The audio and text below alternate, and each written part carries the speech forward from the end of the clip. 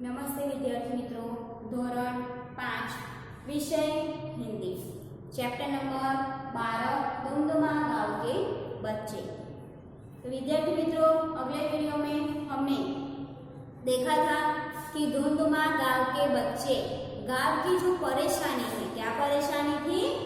हाँ, क्या परेशानी थी? पानी की समस्या थी। वहां पे पानी नहीं था, तो वो समस्या दूर करने के लिए जो बच्चों ने उपाय सोचा, विचार सोचा और उन्होंने कैसे पानी की समस्या दूर की, वो हमने देखा था। और इससे क्या सीख मिलती है वो भी हमने देखा था। और हमने चैप्टर का अभ्यास में प्रश्न 1, प्रश्न 2, प्रश्न 3, वो 3 प्रश्न हमने देखे थे। तो आज हम क्या देखेंगे? प्रश्न नंबर 4। तो अभ्यास का प्रश्न नंबर 4 है जो आज हमें देखना है। तो है कि नीचे दिए गए चित्र के आधार पर 5 वाक्य लिखिए। चित्र के आधार पर 5 वाक्य लिखने हैं, राइट? तो आप देखिए कि पेज नंबर 83 पर आपको चित्र दिया है ना? हाँ, तो उसके आधार पर हमें 5 वाक्य लिखने हैं। जैसे कि आप पहले चित्र ध्यान से देखिए आपको क्या क्या दिख रहा है। हाँ, तो आपको बहुत सारा कुछ दिखाई दे रहा है, राइट? तो ये चित्र में जो हमें दिखाई दे रहा है उसका हमें वाक्य लिखना है। जैसे कि ये चित्र सुबह का है, क्या हम लिखेंगे कि यह चित्र यानी कि यह दृश्य सुबह का है। वहां पे एक तालाब है, तालाब के नजदीक 2 स्त्रियां है, वो कपड़े धो रही है। आगे तालाब के किनारे जो मैदान है उसमें 2 बच्चे गेंद खेल रहे हैं। वहां से दूर कुछ घोड़े दिख रहे हैं, कुछ पेड़ दिख रहे हैं और हमें सूर्योदय भी दिख रहा है।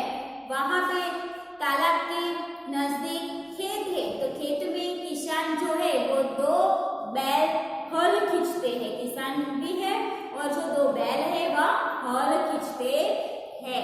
खेत में किसान है और जो किसान है वह हल चला रहा है। और तालाब के किनारे एक बालक खेल रहा है। वो तालाब के किनारे एक बालक खड़ा है और तालाब के किनारे पेड़ पौधे भी दिखाई दे रहे हैं। तो ये है चित्र का वर्णन, राइट? तो आपको नोटबुक में वह लिखना है। चलो आगे प्रश्न नंबर 5। प्रश्न नंबर 5 पर आपको दिया है कि चित्र के आधार पर कहानी कथन कीजिए। तो आप लोग देख सकते हो पेज नंबर 84 पर आपको दिया है कि चित्र दिए हैं। कितने चित्र है? 6। तो चित्र में हमें क्या क्या दिख रहा है? तो कि मेढक और सांप। तो ये चित्र के आधार पर हमें क्या करना है? कहानी लिखनी है, कहानी कथन करनी है। तो ये कहानी बहुत अच्छी है। चलो मैं आपको सुनाती हूँ, आप लोग ध्यान से सुनिए क्योंकि आपको नोटबुक में फिर लिखना है। तो जो कहानी है, कहानी है उसमें क्या है? तो कि मेढक और सांप। जो कहानी है उसमें क्या है?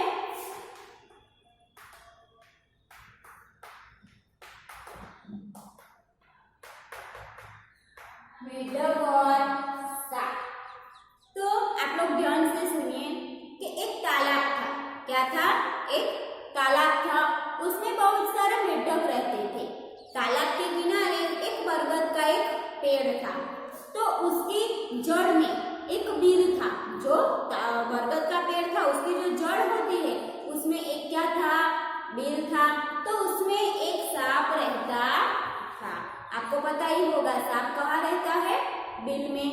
तो सांप रोज रोज किसी मेढक को वह खा जाता था। वो किसी भी मेढक को पकड़ कर वह खा जाता था। मेढक परेशान हो जाते थे। एक दिन उन्होंने आपस में मिलकर एक उपाय सोचा।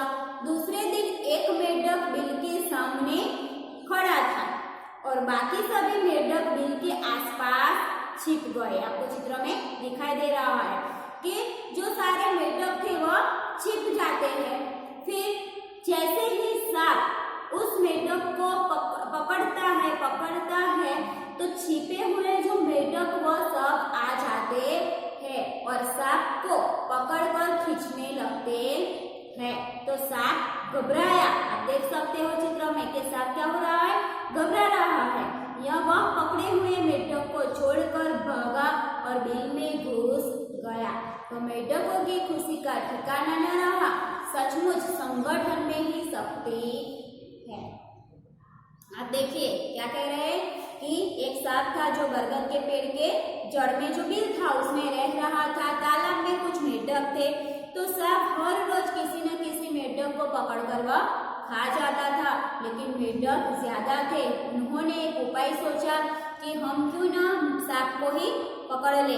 तो जब मेढक को पकड़कर वह पकड़ने के लिए बाहर आता है तो जो सारे छिपे हुए मेढक होते थे वो उन्होंने क्या किया कि सांप को पकड़ लिया। तो जो सांप है वह जो पकड़ा गया तो वह घबरा कर भाग जाता है।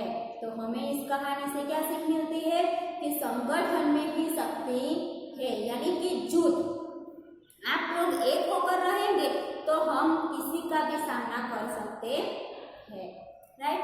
तो इस कहानी हमने बहुत अच्छी तरह से सीखी। चलो इस कहानी से मैं कुछ आपको प्रश्न पूछती हूँ, आप लोग मुझे जवाब देना, राइट। चलो पहला प्रश्न है कि मेढक कहाँ रहते थे। हाँ, तो कहाँ रहते थे, तालाब में। चलो दूसरा, तालाब के किनारे कौन सा पेड़ था। हाँ, तो कौन सा पेड़ था, बरगद का। तीसरा, सांप का बिल कहाँ था, वो भी मैंने बताया स्टोरी में। हाँ, तो कहाँ था, बरगद की जड़ में। सांप किसको खा जाता था, हाँ तो किसको, मेढक को। पांचवा प्रश्न है कि मेढकों ने परेशान होकर क्या किया। हाँ, तो मेढकों ने परेशान होकर क्या किया कि एक उपाय सोचा। चलो आगे। जब सांप ने एक मेढक को पकड़ा तो अन्य मेढकों ने क्या किया।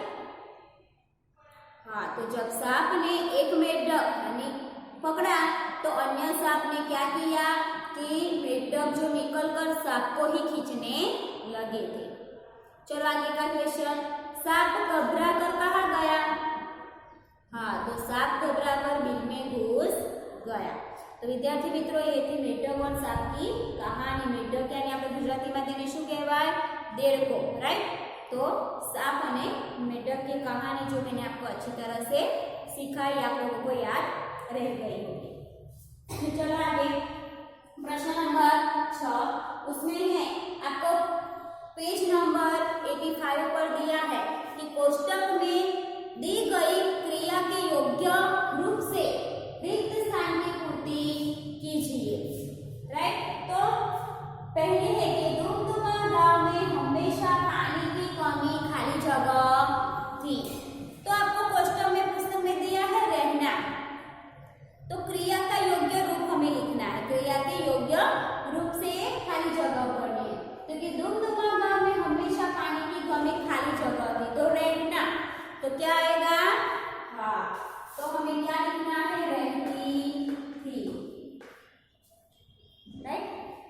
फिर दूसरी खाली जगह है कि बच्चे तालाब में खाली जगह थे, तो आपको अब क्या दिया है, नहाना, तो नहाना तो क्या आएगा, हाँ तो क्या हम लिखेंगे, नहाते थे। चलो तीसरी खाली जगह है कि खेतों में मक्का और धान खाली जगह थे, तो आपको कौन में दिया है कि लहलहाना, तो क्या आएगा, लहलहाना का क्रिया कि खेतों में मक्का और धान लहलहाते थे, तो हम लिखेंगे लहलहाते थे। चलो आगे का क्वेश्चन है प्रश्न नंबर 7, उसमें हम और देखेंगे। तो आपको हमें दिया है तो कोष्टक में दिए गए शब्दों का उपयोग करके जो वाक्य लिखे हैं उन्हें पढ़िए और समझिए। पढ़िए और समझिए, तो देखिए वाक्य हमको दिया है कि खेत में गाय चरती है, खेत में गाय चरती है, तो आपको कोष्टक में दिया है कि लाल सफेद 3 और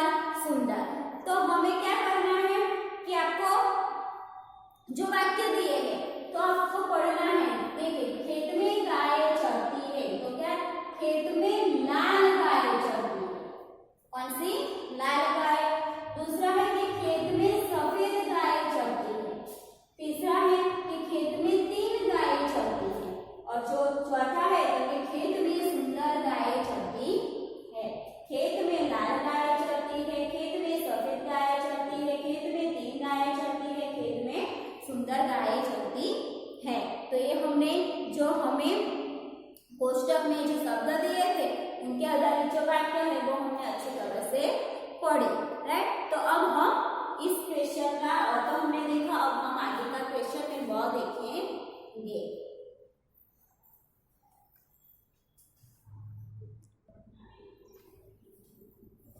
तो प्रश्न नंबर 7 का ब है।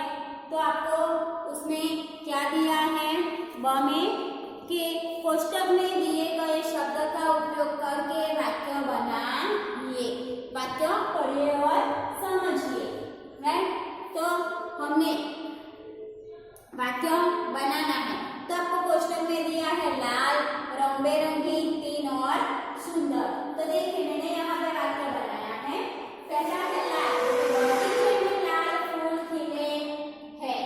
तो दूसरा है रंग बिरंगी, तो बगीचे में रंग बिरंगी फूल खिले हैं। तीसरा है तो बगीचे में 3 फूल खिले हैं। और चौथा है कि बगीचे में सुंदर फूल खिले हैं। तो लाल फूल, रंग बिरंगी, 3 और सुंदर। तो ये जो 4 वाक्य है ये मैंने बनाए हैं, आप लोगों को नोटबुक में लिखना है। चलो अब हमने पहले तो वाक्य पढ़िए और समझिए में वाक्य देखिए, फिर मैंने वाक्य बनाकर आपको बताए। अब हम प्रश्न 7 का क देखें। तो आपको दिया है क में कि निम्नलिखित शब्दों का उपयोग कर वाक्य बनाइए। इसमें पहला है होशियार, दूसरा है सुंदर, तीसरा है काला, चौथा है छोटा और आगे 5वां है थोड़ा। होशियार, सुंदर, काला, छोटा और थोड़ा। तो ये जो 5 शब्द है वह आपको अपने आप वाक्य बनाना है, क्योंकि आपको आता ही होगा, राइट। मैंने आगे आपको सिखाया तो आपको आ गया होगा। तो ये आपको करना है खुद अपनी नोटबुक में। चलो आगे है स्वाध्याय। तो हम स्वाध्याय में प्रश्न नंबर 1 देखें कि प्रश्नों के उत्तर दीजिए। तो उसमें पहला प्रश्न आपको दिया है कि दुमदुमा गांव की क्या समस्या थी। हाँ, तो क्या आएगा? तो दुमदुमा गांव में हमेशा पानी की कमी थी। तो दुमदुमा गांव की यह समस्या थी, कौन सी? कि पानी की कमी।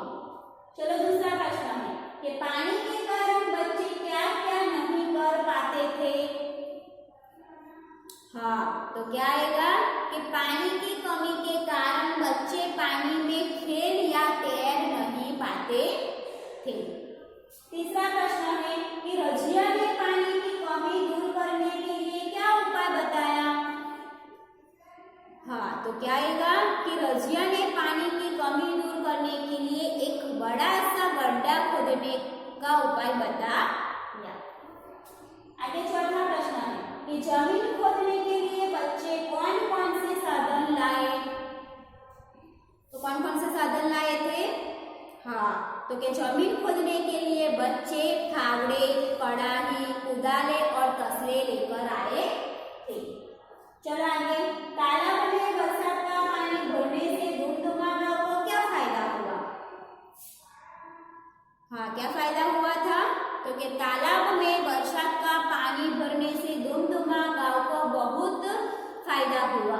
क्या हुआ? तो कि खेत की सिंचाई हुई और खेतों में मक्का और धान बड़े मजा से लहलहाने लगी।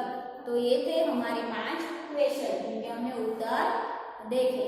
अब हम स्वाध्याय का प्रश्न नंबर 2 देखेंगे।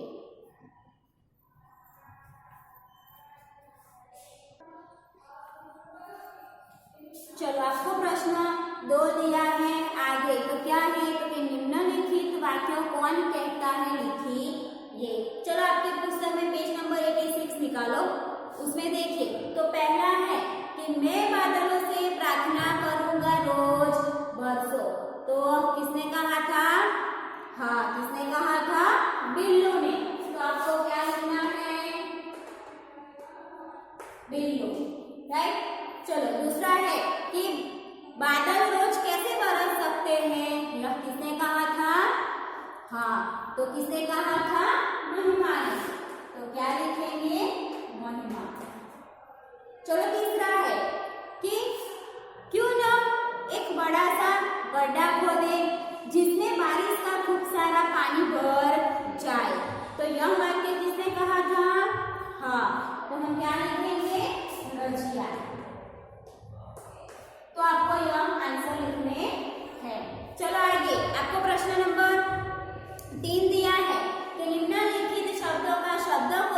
क्रम में लिखिए, जिसमें आपको शब्द दिए हैं। तो क्या है कि डुमडुमा, बादल, कड़ाही, छपाछप, लहलहाए।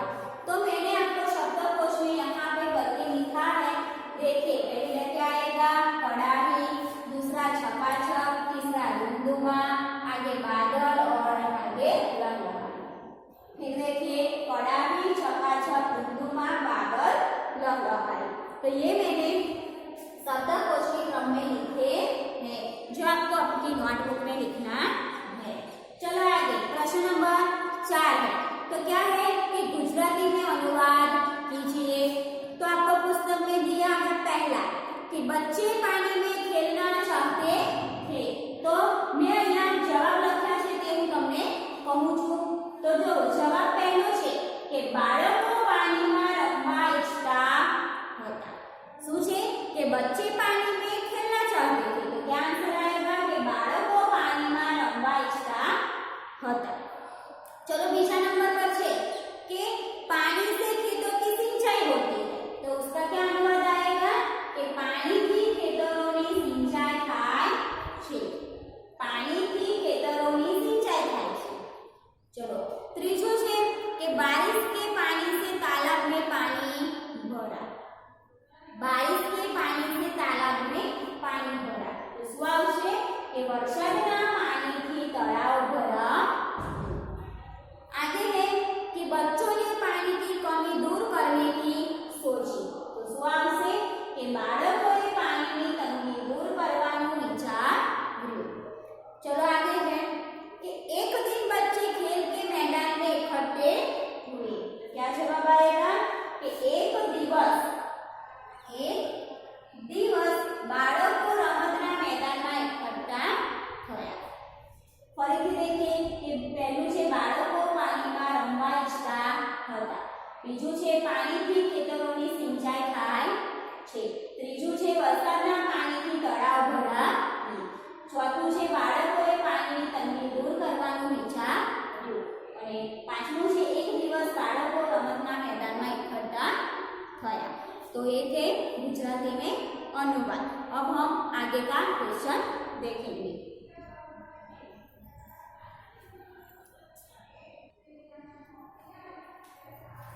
चलो आगे प्रश्न नंबर 5 है। तो उसमें आपको दिया है कि निम्नलिखित शब्दों में कोष्टक में दिए गए शब्दों के समानार्थी शब्द लिखिए। तो आपको जो कोष्टक दिया है उसमें से समानार्थी शब्द ढूंढकर लिखना है। कैसे? तो देखिए प्रार्थना, यहाँ पे क्या दिया है, प्रार्थना। तो समानार्थी शब्द क्या आएगा, उपासना, विनती। आगे दिया है उपाय। तो उपाय का समानार्थी युक्ति, तर्क। आगे है पानी। तो पानी का समानार्थी शब्द वारी, नीर। आगे है बारिश। तो बारिश का समानार्थी शब्द वर्षा, बरसात। आगे है परेशान। तो परेशान का समानार्थी शब्द दुखी, व्याकुल। राइट। तो आपको ये पुस्तक में लिखना है। चलो प्रश्न नंबर 6 कि आपके गांव मोहल्ले या आसपास स्कूल में भी कोई ना कोई समस्या जरूर होगी, पता कीजिए और लिखिए। तो તમારી આજુબાજુ કે ગામમાં કે મહોલ્લામાં તમે જે શેરીમાં રહો છો કે સ્કૂલમાં એવી કોઈક ને કંઈક તો સમસ્યા હશે, તે તમારે જાણી અને તે લખવાની છે।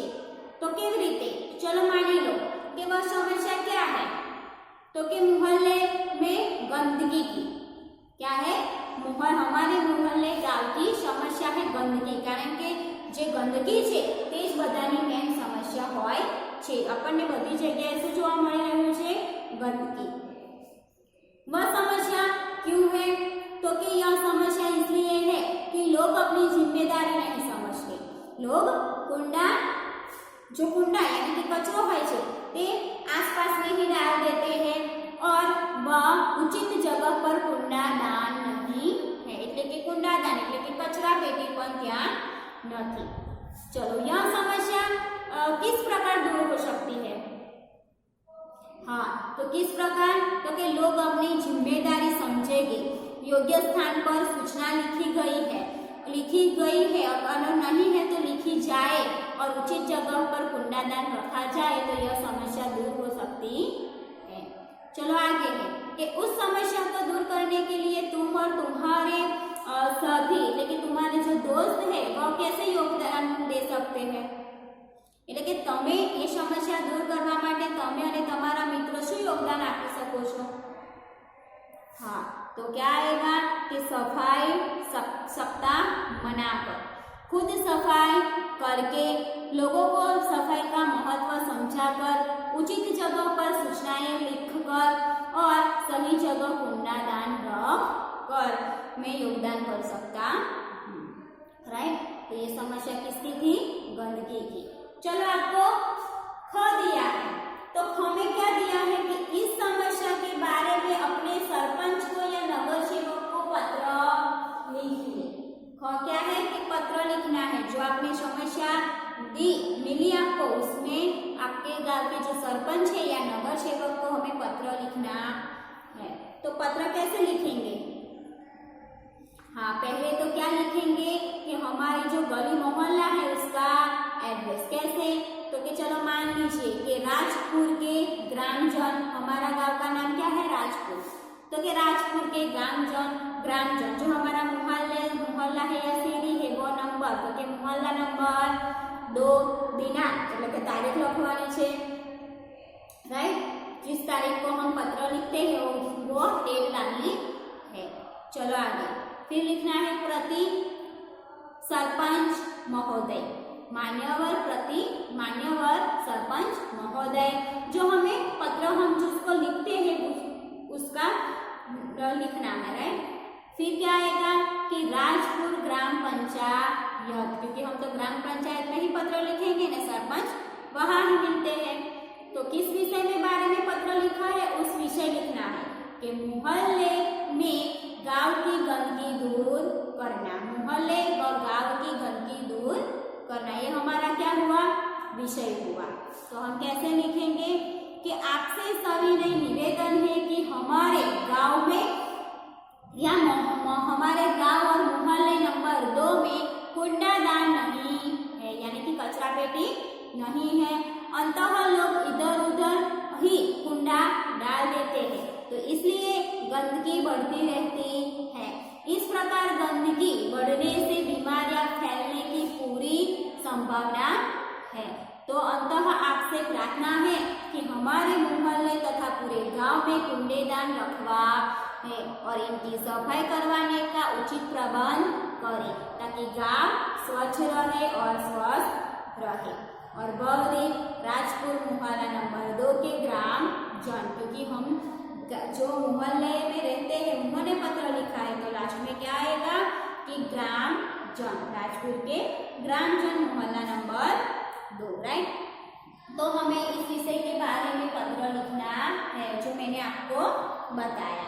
तो अब यह हमारा यहाँ पे चैप्टर फिनिश होता है लेकिन आगे आपको पेज नंबर 87 पर दिया है योग्यता विस्तार उसमें आप पुस्तक में देखिए कि संकेतों को समझिए। तो आपको संकेत दिए हैं तो पहला है कि थोपो यानी स्टॉप दूसरा है साकड़ो पुल એટલે કે શું છે કે સંગ્રહ हेतु तीसरा है कि गोलाकार रस्तो એટલે કે वृत्ताकार रस्ता आगे है कि आगे रस्ता संग्रह है એટલે કે આગળ સાંકડો રસ્તો છે आगे है आगे रस्ता चौड़ा है એટલે કે આગળ પહોળો રસ્તો છે।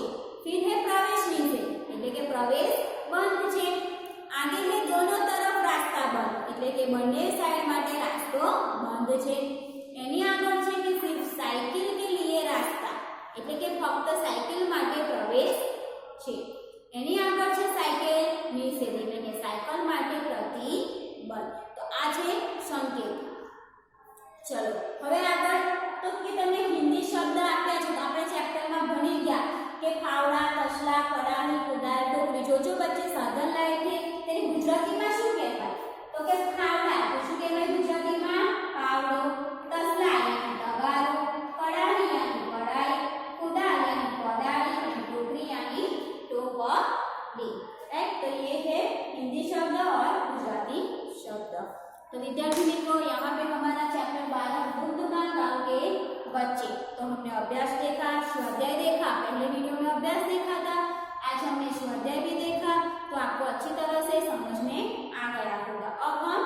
अगले वीडियो में मिलेंगे। Thank you.